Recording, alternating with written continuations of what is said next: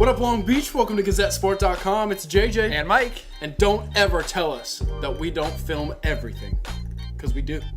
The only people more embarrassed to be at this event than the coaches, maybe the media, got in line to do our highlight video of Dan Munson and Jody Wynn cooking some shrimp tacos. Well, here's the deal. They get all the SoCal Big West coaches at ESPN Zone, downtown Disney, and they set up a Top Chef-esque with as many ingredients as you could possibly want for anything that involves food.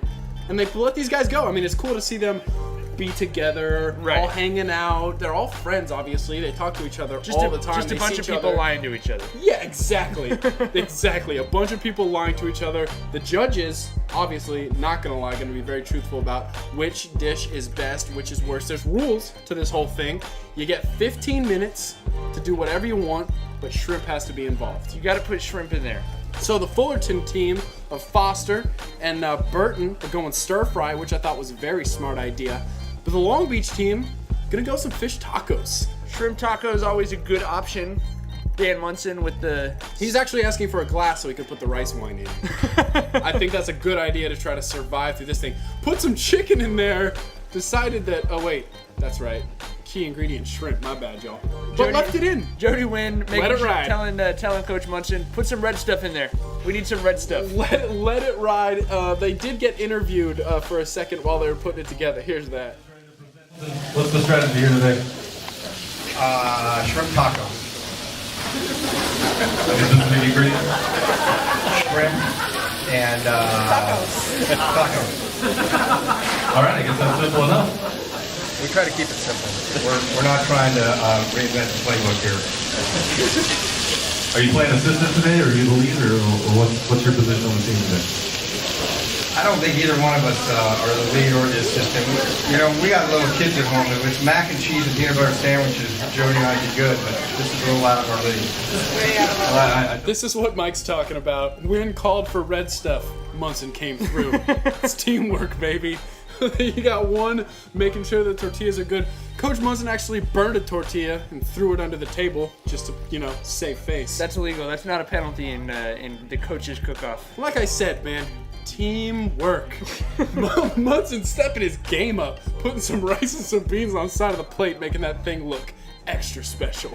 Coaches presenting their dishes, fortunately not going to have to live or die by them as they hand them here to the serious panel of judges. Oh yeah, well, you got an owner of a restaurant, an actual judge, a sports writer, and a former NBAer.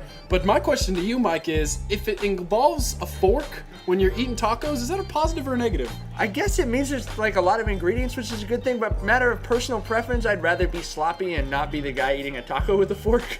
It looks good. I don't know how it tastes, but it looks good. Some of the other coaches, like from Irvine, getting kind of fancy with theirs.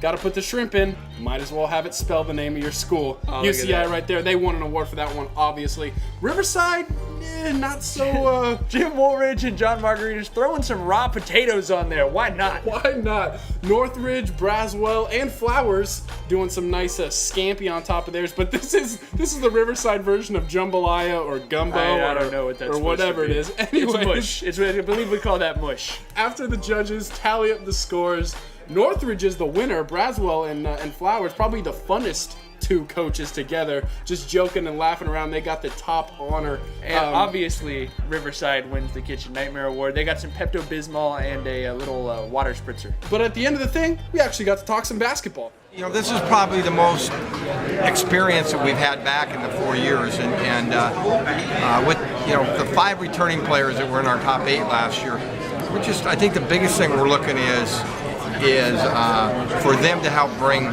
some other guys up to speed and to develop some more than 5 guys, right, and try to find some depth in our basketball team.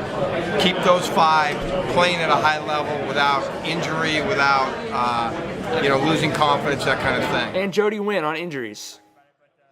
Yeah, it just changes the tempo of practice, I think, and just the overall camaraderie out on the court. Not knowing who's going to be practicing on a day-to-day basis is kind of challenging for coaches. But it is what it is, and you can't use it as an excuse.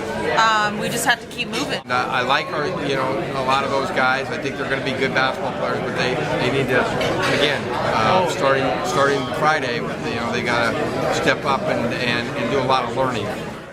That learning is going to start on Friday as practice gets going, 5 p.m. in the Gold Mine. For all that Long Beach State men's and women's basketball coverage, you stay right here, GazetteSports.com.